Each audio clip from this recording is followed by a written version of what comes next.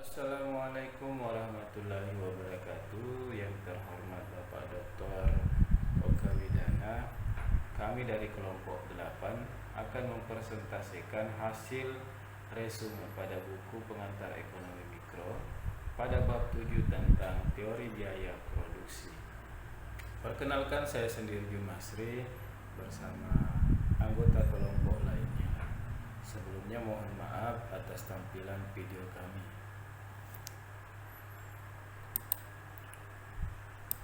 Secara definisi, biaya produksi adalah semua biaya yang dikeluarkan oleh perusahaan untuk memperoleh faktor-faktor produksi dan bahan-bahan mentah yang akan digunakan untuk proses produksi. Dalam pembahasan ini akan dibahas 4 bagian. Yang pertama, biaya produksi jangka pendek, kemudian biaya produksi jangka panjang, kemudian skala ekonomi dan tidak ekonomi, kemudian yang terakhir penerimaan. Biaya produksi jangka pendek terbagi dua. Yang pertama, biaya overhead tetap atau disebut dengan fixed overhead cost, biaya yang tidak langsung berhubungan dengan proses produksi dan senantiasa mempunyai jumlah yang tetap, seperti sewa gedung, penyusutan, dan lain-lain. Kemudian yang kedua, biaya overhead variabel atau disebut dengan variable overhead cost, adalah biaya yang tidak langsung berhubungan dengan proses produksi, namun jumlahnya berubah seiring dengan berubahnya jumlah output. Contohnya biaya listrik, pajak, bahan baku, dan seterusnya. Biaya total dan jenis-jenis biaya total. Yang pertama, biaya total atau disebut dengan total cost, di mana total keseluruhan jumlah biaya produksi yang dikeluarkan dalam proses produksi. Yang kedua, biaya total tetap atau disebut dengan total fixed cost, di mana total biaya yang dikeluarkan untuk memperoleh faktor produksi atau input atau produk yang tidak dapat diubah jumlahnya dalam jangka waktu pendek. Kemudian biaya berubah total atau total variable cost, di mana total biaya yang dikeluarkan oleh perusahaan dalam memperoleh faktor produksi yang jumlahnya dapat berubah-ubah sesuai dengan produksi yang akan dihasilkan. Dalam tabel 6.1 tentang biaya total, ini dijelaskan dalam buku tersebut, di mana TFC atau total fixed cost itu angkanya tidak berubah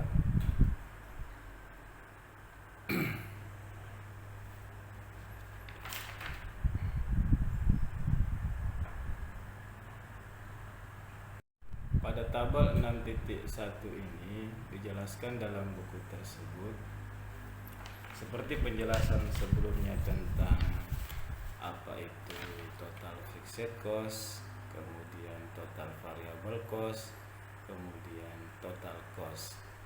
Di sini dilihat bahwa ketika perusahaan tidak memproduksi suatu barang atau jumlah produksi sama dengan 0, maka TFC atau total fixed cost-nya tidak berubah.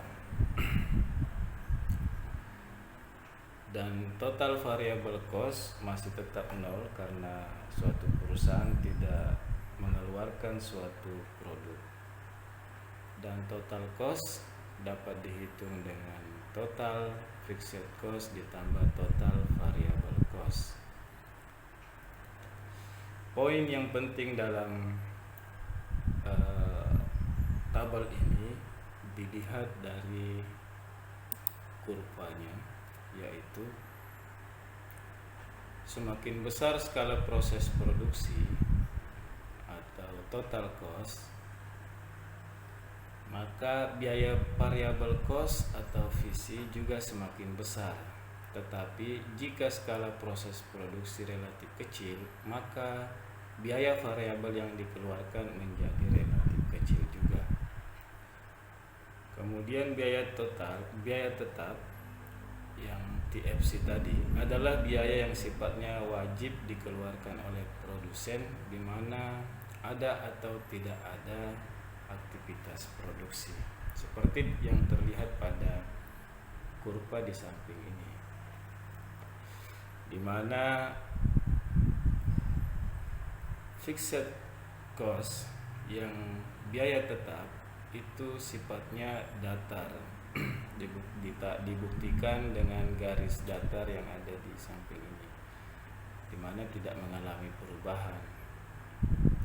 Kemudian total cost menaik karena suatu perusahaan telah memproduksi suatu barang dan diikuti dengan grafik variable cost.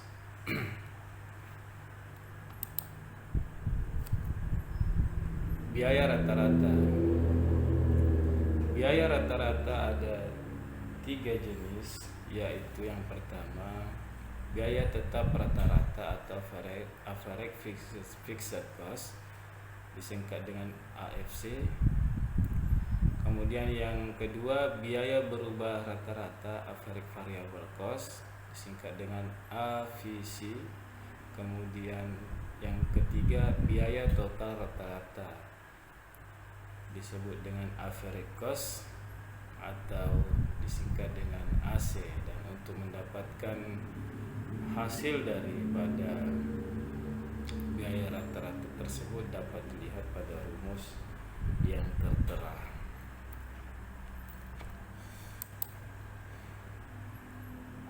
Biaya marginal.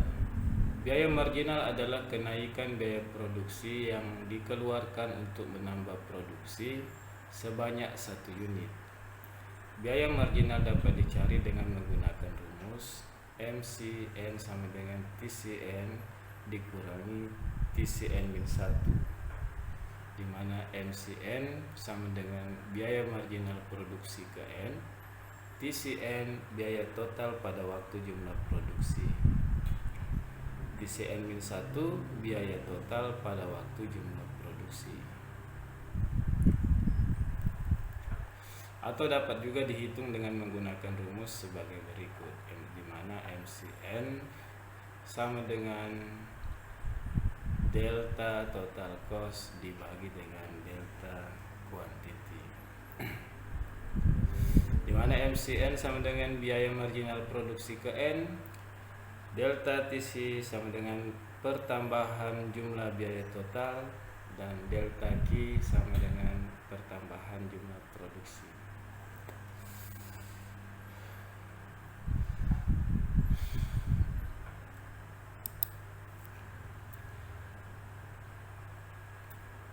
Jika kita melihat tabel 6.2 pada biaya rata-rata, di mana TFC, TVC, dan TC ini ada pada tabel sebelumnya. Kemudian untuk mencari biaya tetap rata-rata atau AFC, kemudian biaya berubah rata-rata AVC, kemudian biaya total rata-rata atau AC, kemudian biaya marginal dengan rumus yang tertera di samping ini.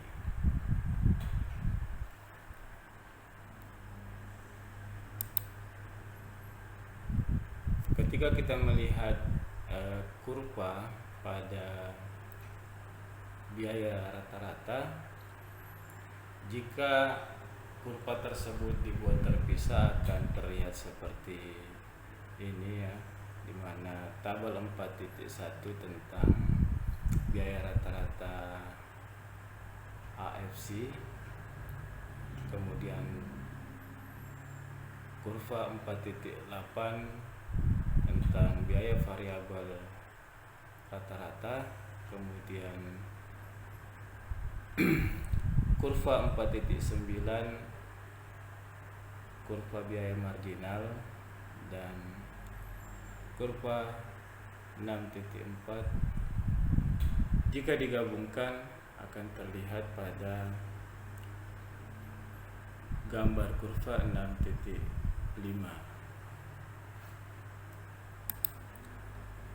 Biaya produksi jangka panjang. Selanjutnya pembahasan tentang biaya produksi jangka panjang. Dalam jangka panjang, perusahaan dapat menambah semua faktor produksi atau input yang akan digunakannya. Oleh karena itu, biaya produksi tidak perlu lagi dibedakan antara biaya tetap dan biaya berubah. Di dalam jangka panjang tidak ada biaya tetap. Semua jenis biaya yang dikeluarkan merupakan biaya berubah.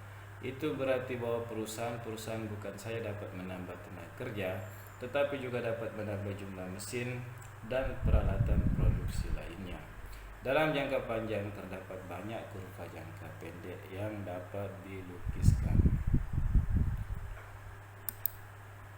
Untuk mencari rumus jangka panjang dapat dilihat pada tampilan berikut, di mana yang pertama, biaya total sama dengan perubahan biaya variabel atau disingkat LTC sama dengan delta LTC. Yang kedua, biaya marginal jangka panjang, di mana LMC sama dengan delta LTC dibagi delta Q. Yang ketiga, biaya total rata-rata jangka panjang atau LRAC. Persamaannya di mana LTC dibagi Q. Dalam kurva pada gambar tersebut dijelaskan bahwa kurva LRAC bukanlah dibentuk berdasarkan kepada beberapa kurva AC saja, tetapi berdasarkan kepada kurva AC yang tidak terhingga banyaknya. Titik persinggungan di antara kurva LRAC dan AC menunjukkan biaya produksi yang paling minimum untuk memproduksi sejumlah barang tertentu. Perhatikanlah AC1 dan AC2. Titik A1 adalah titik terendah pada AC1. Produksi QA dapat diproduksikan dengan biaya yang lebih rendah dari titik manapun pada AC1. Tetapi dalam jangka panjang, biaya itu belum merupakan biaya yang paling minimum. Karena apabila kapasitas produksi yang berikut digunakan di AC2, produksi sebesar QA akan mengeluarkan biaya sebanyak seperti ditunjukkan oleh titik A pada AC2.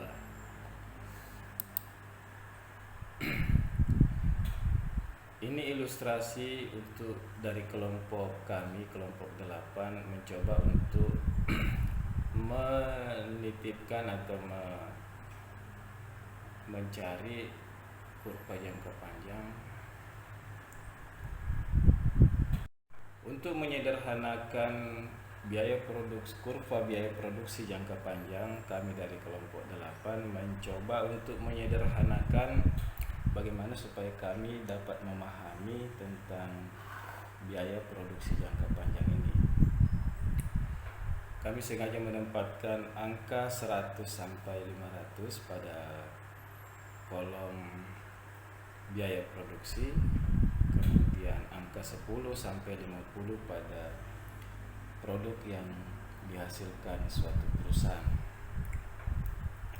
di mana AC sama dengan biaya total rata-rata, Q sama dengan produk atau output.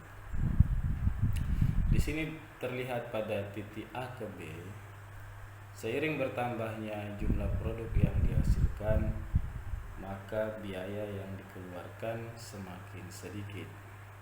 Tetapi pada titik B ke titik C, perusahaan menambah suatu produk dengan konsekuensi bahwa biaya juga akan ikut bertambah.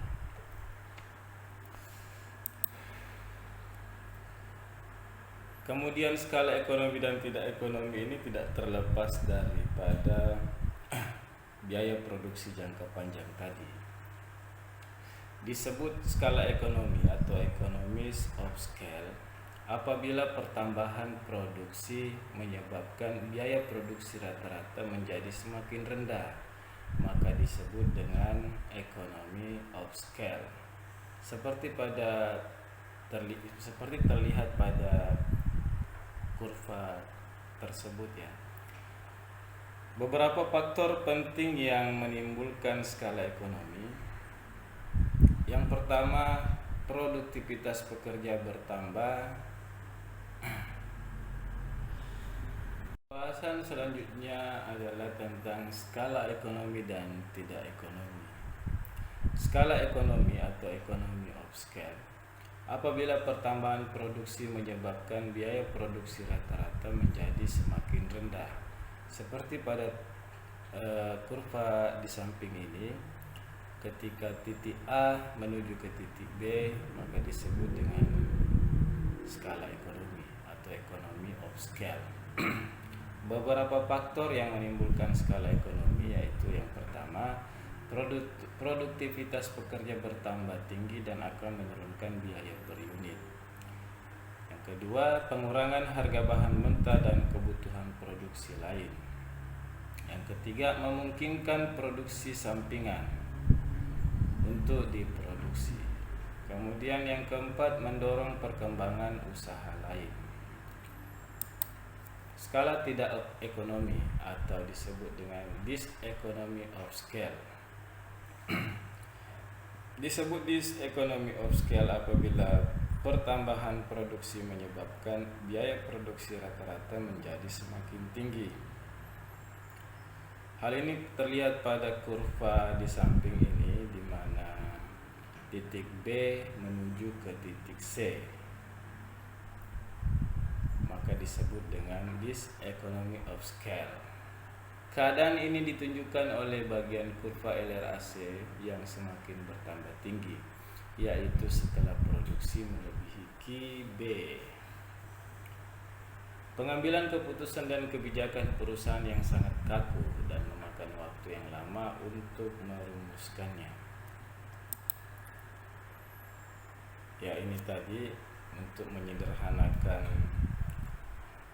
pemahaman skala ekonomi dan tidak ekonomi tentang kurva rata-rata jangka panjang, di mana titik A ke B disebut skala ekonomi, kemudian titik B ke C disebut dengan skala tidak ekonomi. Selanjutnya pembahasan tentang penerimaan. Penerimaan atau disebut dengan revenue adalah penerimaan produsen dari hasil penjualan produksinya. Ada beberapa konsep penerimaan yang penting dalam melakukan analisis perilaku produsen. Pembahasan selanjutnya adalah pembahasan tentang penerimaan. Hubungan antara total revenue dan bagaimana model kurvanya ini dari kelompok 8 kami mencoba untuk mensimulasikan dengan menerapkan tabel yang ada di samping ini kepada kurva yang kami diskusikan. Dan hasilnya seperti terlihat pada kurva tersebut, di mana kami menempatkan 0 sampai 200 berada di posisi tegak lurus sebelah kiri, kemudian itu adalah biaya, kemudian posisi garis mendatar 0 sampai 10 adalah jumlah kuantiti. Semakin banyak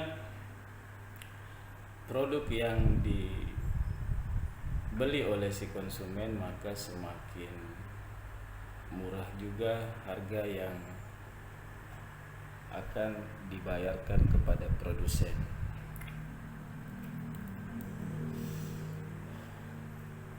Ya. Poin yang penting pada kurva permintaan menurun ini akan mencapai puncak maksimum ketika marginal revenue berada di posisi 20 atau permintaan produk sudah mencapai atau penjualan produk sudah mencapai di angka 5 unit. Selanjutnya ketika produk sebanyak 6 unit, ya, maka marginal revenue ini sudah tidak menghasilkan apa-apa atau di disebut dengan minus. Marginal revenue ini adalah penerimaan total yang disebabkan oleh tambahan penjualan satu unit produk.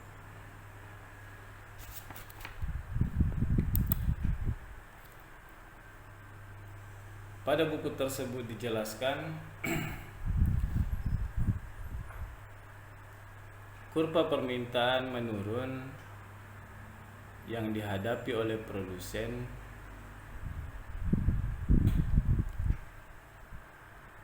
poin yang penting yang harus dipahami dalam pembahasan kurva permintaan menurun ini adalah poin yang D, TR atau total revenue menaik selama marginal revenue positif. Kemudian total revenue mencapai maksimum bila marginal revenue sama dengan 0. Total revenue menurun bila marginal revenue negatif.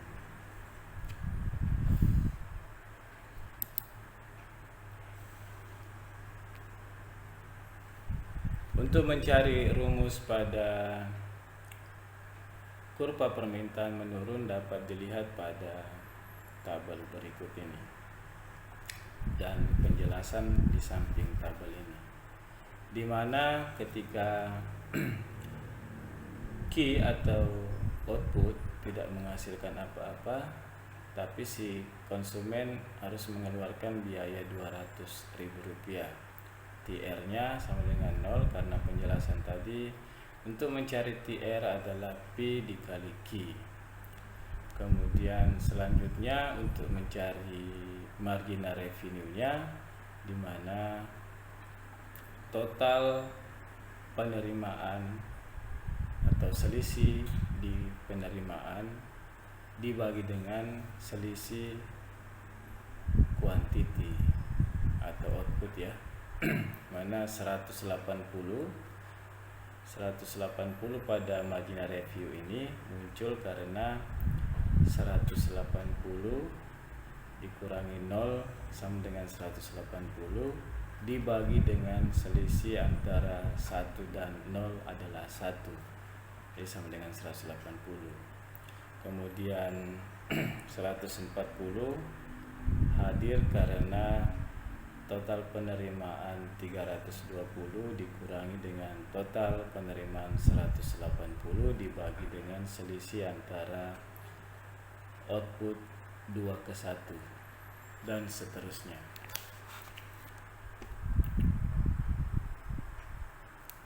Kurva permintaan horizontal, di mana tadi yang pertama kurva permintaan menurun, sekarang kurva permintaan horizontal. Perbedaan yang terlihat jelas pada kurva permintaan horizontal ini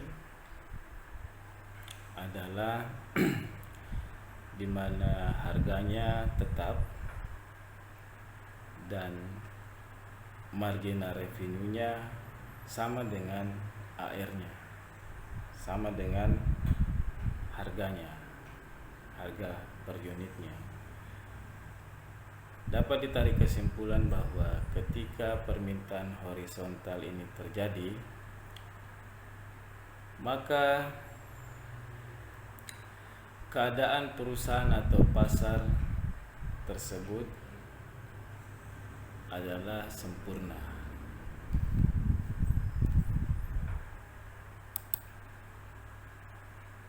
Selanjutnya, keuntungan maksimum.